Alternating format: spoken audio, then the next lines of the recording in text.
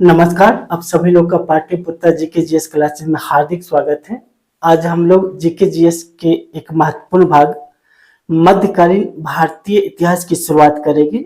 मध्यकालीन भारतीय इतिहास को सामान्यतः अध्ययन की दृष्टि से दो भागों में बांटकर पढ़ा जाता है। एक पूर्व मध्यकालीन भारतीय इतिहास और दूसरा उत्तर मध्यकालीन भारतीय इतिहास। पूर्व मध्यकालीन इतिहास का कालखंड 750 से लेकर के 1206 ईस्वी तक है और इसके अंतर्गत सामान्यतः इस्लाम धर्म का उदय, भारत पर अरबों के आक्रमण, भारत पर तुर्कों के आक्रमण जिसमें महमूद गजनवी एवं मोहम्मद गोरी के आक्रमण, साथ ही चोल साम्राज्य एवं स्थानीय प्रशासन के बारे में अध्ययन करते हैं। इसके साथ ही उत्तर मध्यकालीन भारतीय इतिहास के अंतर्गत जिसका कालखंड 1206 से लेकर के 1761 है, इसके अंतर्गत दिल्ली सल्तनत की स्थापना और दिल्ली सल्तनत के अंतर्गत मूलतः 5 राजवंश, गुलाम या ममलुक राजवंश, खिलजी राजवंश, तुगलक राजवंश, सैयद राजवंश और लोधी राजवंश के बारे में अध्ययन करेंगे। और दिल्ली सल्तनत के बाद उत्तर भारत के प्रांतीय राजवंश, दक्षिण भारत के प्रांतीय राजवंश, भक्ति आंदोलन और सूफी आंदोलन के बारे में, और अंत में मुगल साम्राज्य जिसका कालखंड 1526 से लेकर के 1761 है का अध्ययन करेंगे। तो आइए शुरुआत करते हैं इस्लाम धर्म के उदय से। इस्लाम का उदय विश्व इतिहास की एक महत्वपूर्ण घटना है और इसका उदय अरब के रेगिस्तान में हुआ। इसके संस्थापक हजरत मोहम्मद थे और इसके प्रचार प्रसार में अरबों, ईरानियों और तुर्कों ने काफी योगदान दिया।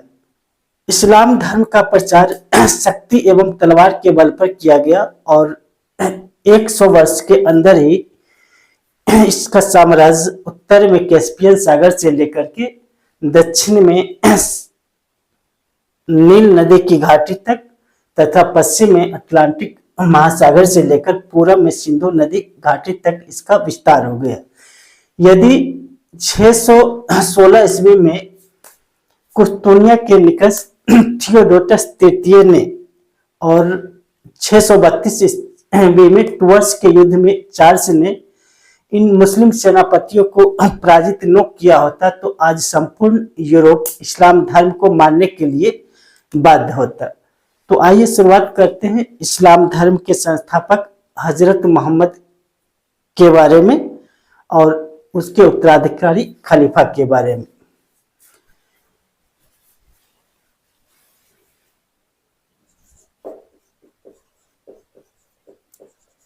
इस्लाम धर्म के संस्थापक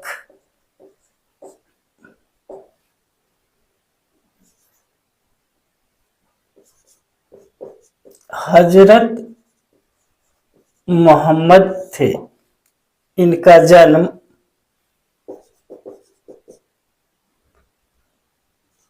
570 ईस्वी में मक्का में हुआ।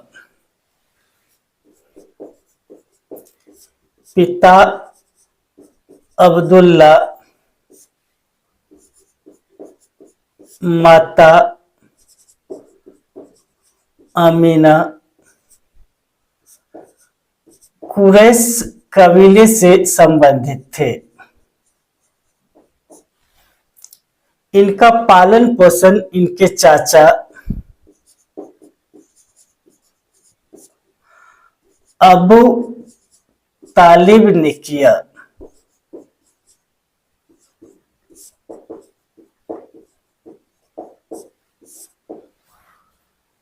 हजरत मोहम्मद को बचपन में भौतिक सुविधाओं का अभाव था, अर्थात वे एक गरीब परिवार में जन्म लिए थे।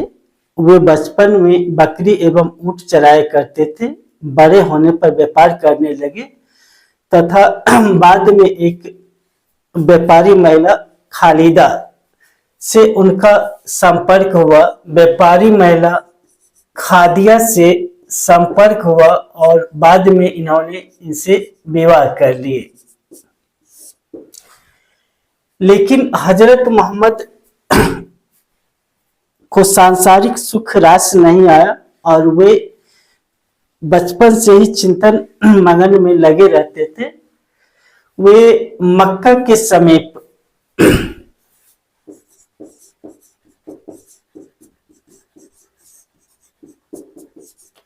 हीरा पहाड़ी की गुफा में घंटों चिंतन करते रहते थे और इसी दौरान जिब्राइल के माध्यम से उसे अल्लाह का संदेश प्राप्त हुआ कि तुम सत्य का प्रचार करो। और इसी के साथ हजरत मोहम्मद ने अपने को अल्लाह का पैगंबर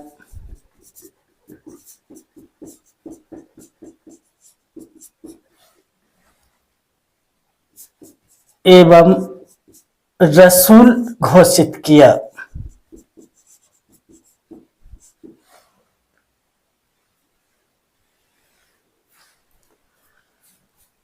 उस समय तक अरब के अधिकांश लोग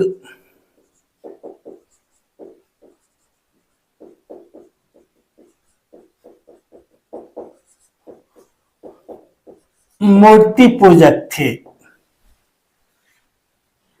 और वे करीब 300 देवी देवताओं की पूजा करते थे और उनके मूर्तियों तथा प्रतीक चिन्ह काबा में रखे गए थे। और यहीं पर अल्लाह की पुत्रियां लाट, मानत एवं पूजा की पूजा भी होती थी।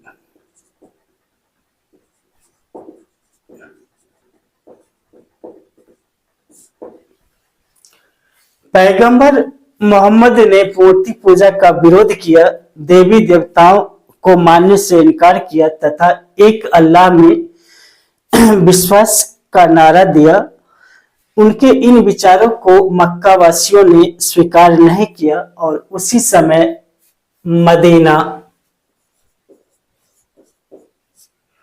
जिसको यासरिब के नाम से जाना जाता था, अर्थात पैगंबर के शहर, से दो कबीले औस एवं खजरस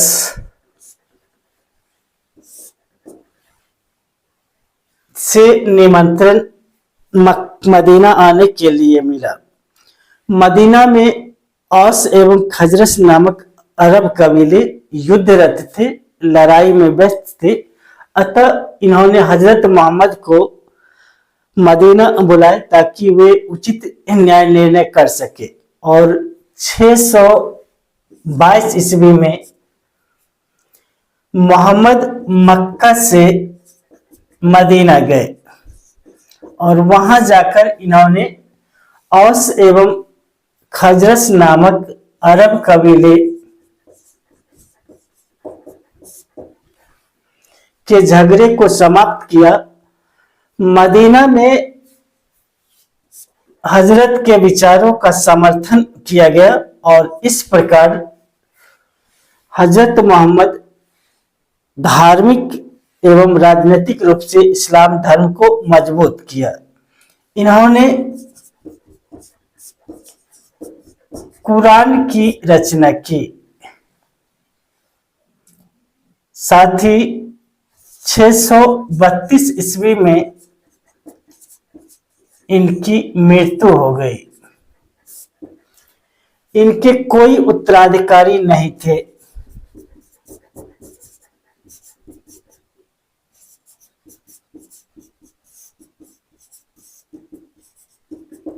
अतः मदीना में एक जनसभा का आयोजन किया गया और इसमें अबू बकर को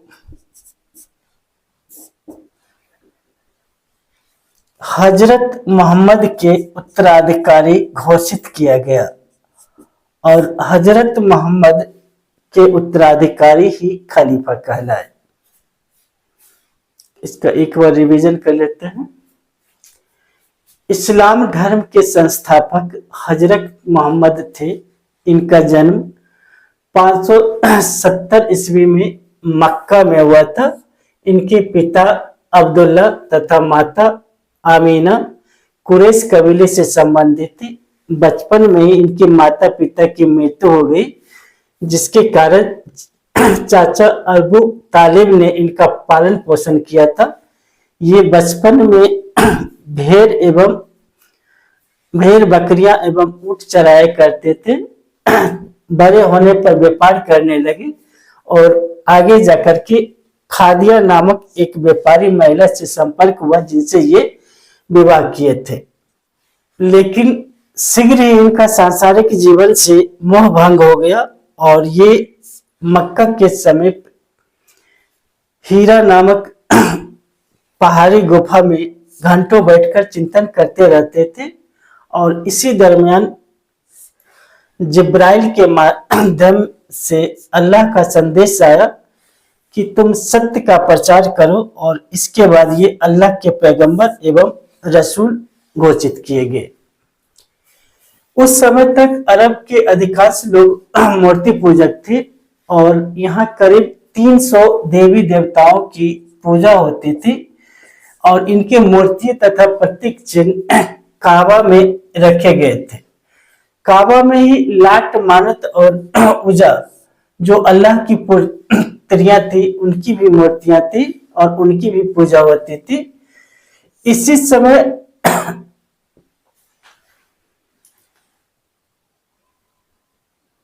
पैगंबर मोहम्मद को ज्ञान प्राप्ति के बाद इन्होंने मूर्ति पूजा का विरोध किया, देवी देवताओं को मानने से इनकार किया तथा एक अल्लाह के प्रचार किया। और इस यहाँ के लोगों ने, अर्थात मक्का और काबा के लोगों ने उनके विचार का समर्थन नहीं किया। बाद में मदीना, जिसे यासरिब अर्थात पैगंबर के शहर के नाम से जाना जाता है, यहाँ पर दो कबीलों औस एवं खजरस के बीच, जो एक अरब कबीले थे, के बीच संघर्ष चल रहा था और इन दोनों कबीलों ने हजरत मोहम्मद को मदीना आने के लिए आमंत्रित किया। मदीना पहुंचकर ये लगभग 622 ईस्वी में मक्का से मदीना गए और मदीना पहुंचकर इन दोनों अरब कबीले के झगड़े को समाप्त किए और साथ ही मदीना में इनके विचारों को समर्थन प्राप्त हुआ और इस प्रकार ये राजनीतिक एवं धार्मिक दृष्टि से इस्लाम धर्म को मजबूत किए। इन्होंने कुरान की रचना की और 632 ईस्वी में इनकी मृत्यु हो गई। इनके कोई उत्तराधिकारी नहीं थे, अतः मदीना में एक जनसभा का आयोजन किया गया और वहीं पर अबू बकर को इनका उत्तराधिकारी घोषित किया गया और अबू बकर हजरत मोहम्मद के उत्तराधिकारी थे, अतः वे प्रथम खलीफा कहलाए और वे उम्मद वंश के थे, अर्थात अबू बकर जो उम्मद वंश का था प्रथम खलीफा हुआ। इसको नोट कर लीजिए। 632 ईस्वी में हजरत मोहम्मद की मृत्यु हुई और उनकी मृत्यु के समय उनके कोई उत्तराधिकारी नहीं थे, अतः मदीना में एक जनसभा का आयोजन किया गया और इस जनसभा में अबू बकर को हजरत मोहम्मद के उत्तराधिकारी घोषित किए गए और अबू बकर अर्थात हजरत मोहम्मद के उत्तराधिकारी खलीफा कहलाए और अबू बकर उम्मद वंश के थे, अतः प्रथम खलीफा उम्मद वंश के अबू बकर थे। आइए चर्चा करते हैं। उम्मद खलीफा।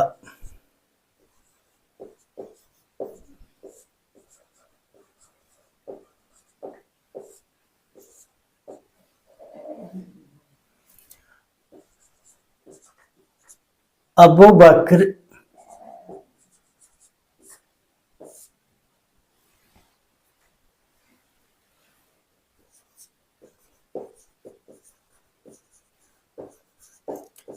प्रथम खलीफा थे। वे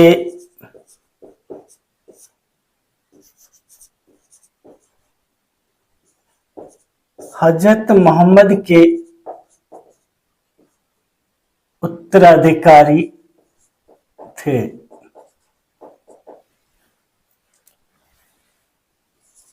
633 से 750 के बीच उम्मयद वंश के करीब 18 खलीफा हुए और इन 18 खलीफा में प्रथम 4 खलीफा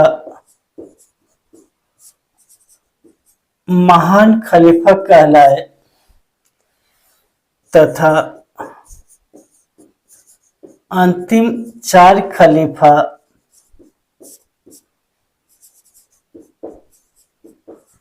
धार्मिक के साथ साथ शासक भी थे।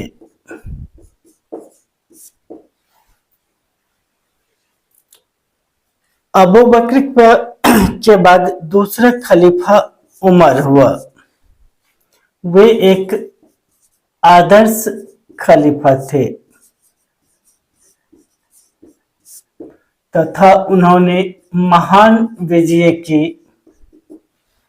अर्थात ईरान,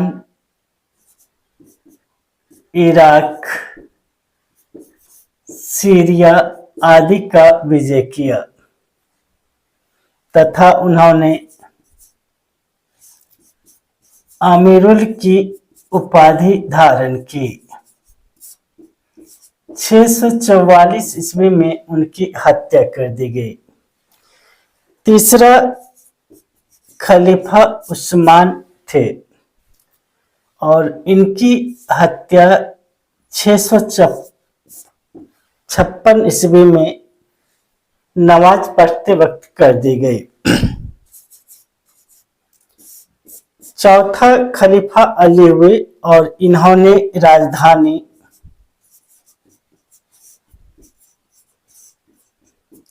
मदीना से कूफा अर्थात दमिश्क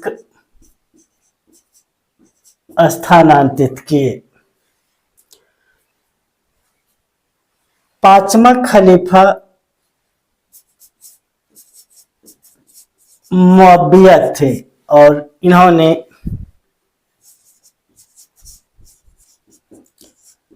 खलीफा के पद को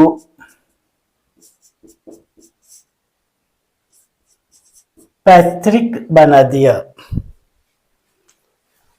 छठा खलीफा याजीद थे। सातवां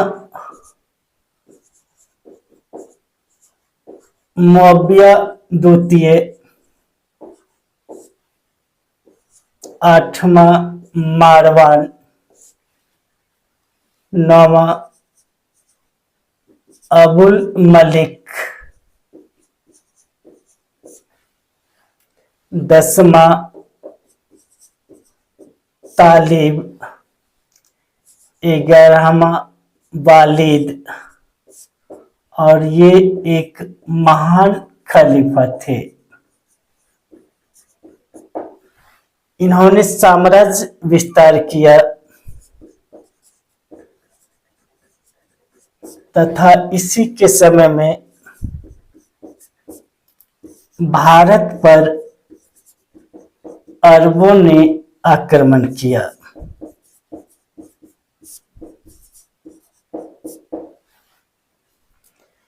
इसके बाद सुलेमान खलीफा बने और मारवान द्वितीय उम्मयद वंश के अंतिम खलीफा थे।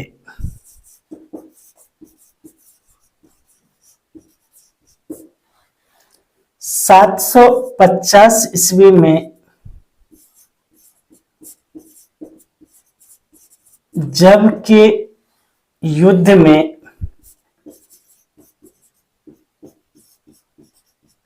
अब्बासियों ने पराजित कर उनकी हत्या कर दी। एक बार रिवीजन करते हैं। 632 ईस्वी में हजरत मोहम्मद की मृत्यु हुई उनकी मृत्यु के समय उनके कोई उत्तराधिकारी नहीं थे। अतः मदीना के निवासियों ने एक जनसभा का आयोजन कर अबू बकर को हजरत मोहम्मद के उत्तराधिकारी घोषित किए और हजरत मोहम्मद के उत्तराधिकारी खलीफा कहलाए और इस प्रकार अबू बकर प्रथम खलीफा बने। वे हजरत मोहम्मद के उत्तराधिकारी थे। 633 से 750 के बीच करीब 18 खलीफा हुए और इसमें प्रथम 4 खलीफा महान खलीफा कहलाए और अंतिम 14 खलीफा धार्मिक के साथ साथ शासक भी हुए। उमर दूसरा खलीफा जो आदर्श खलीफा थे, इन्होंने महान विजय की, इराक, ईरान और सीरिया की विजय की थी, अमीरुल की उपाधि धारण की थी। उस्मान की हत्या 656 ईस्वी में नमाज पढ़ते वक्त कर दी गई थी। अली चौथा खलीफा था और इन्होंने राजधानी मदीना से कोफा अर्थात दमिश्क स्थानांतरित किया था। मुआविया 5वां खलीफा थे और ये खलीफा के पद को पैतृक बना दिया। 6ठा खलीफा याजिद, 7वां मुआविया द्वितीय, 8वां मारवान, 9वां अबुल मलिक, 10वां तालिब और 11वां वालिद थे। ये एक महान खलीफा और साम्राज्यवादी खलीफा थे। भारत पर अरबों का आक्रमण वालिद के समय में ही किया गया था। अगला खलीफा सुलेमान और अंतिम खलीफा मारवान द्वितीय थे और इसके काल में 750 ईस्वी में जब के युद्ध में अब्बासियों ने इन्हें पराजित कर इनकी हत्या कर दी और इस प्रकार उम्मयद वंश का जो 633 से लेकर के 750 ईस्वी तक शासन किया का अंत हुआ और उम्मयद वंश के बाद अगला खलीफा का वंश अब्बासी खलीफा का वंश है। इसे नोट कर लीजिए। उम्मयद या उमैया वंश के खलीफाओं ने जो 633 से लेकर के 750 ईस्वी तक शासन किया के बाद अब्बासी खलीफाओं का शासन प्रारंभ होता है जो 750 से लेकर के 1258 तक इसका शासन चलता है। आइए चर्चा करते हैं अब्बासी खलीफा।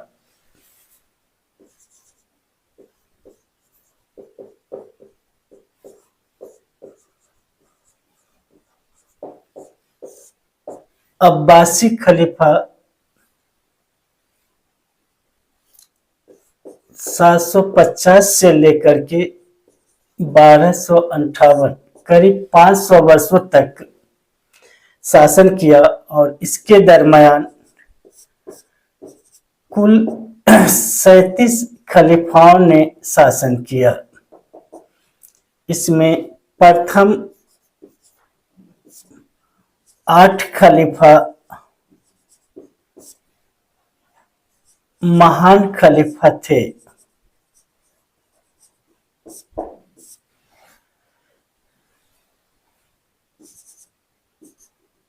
अबुल अब्बास,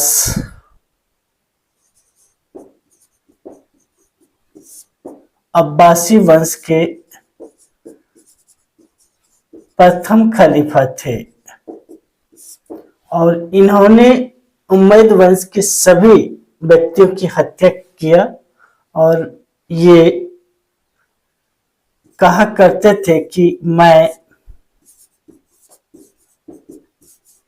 बदला लेने वाला और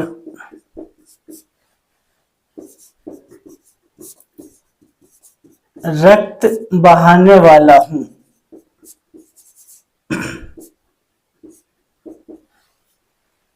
अब्बासी खलीफाओं में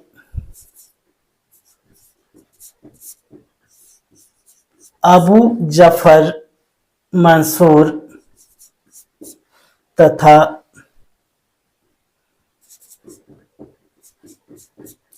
हारून अल रशीद महत्वपूर्ण खलीफा थे।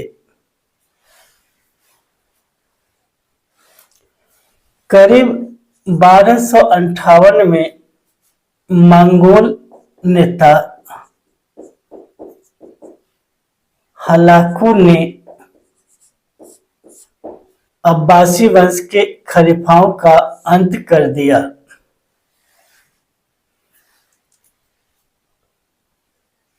ये एक बार रिवीजन करते हैं। उम्मयद वंश के बाद अब्बासी वंश के खलीफाओं का शासन प्रारंभ हुआ और अब्बासी वंश के ने कुल 750 से लेकर के 1258 वर्षों तक शासन किया और इसके अंतर्गत कुल 37 खलीफा हुए थे, जिसमें प्रथम 8 खलीफा महान खलीफा कहलाए थे। इसके प्रथम खलीफा अबुल अब्बास थे, ये प्रथम खलीफा थे और इन्होंने कहा था कि मैं बदला लेने वाला और रक्त बहाने वाला हूँ। अब्बासी खलीफा में अबू जफर मंसूर तथा हारून अल रशीद विख्यात खलीफा हुए और इसके साथ ही 1258 में मंगोल नेता हलाकू ने अब्बासी वंश के खलीफा का शासनकाल समाप्त किया। और इसी के साथ टॉपिक समाप्त हुआ और मिलते हैं अगले वीडियो में। तब तक के लिए धन्यवाद।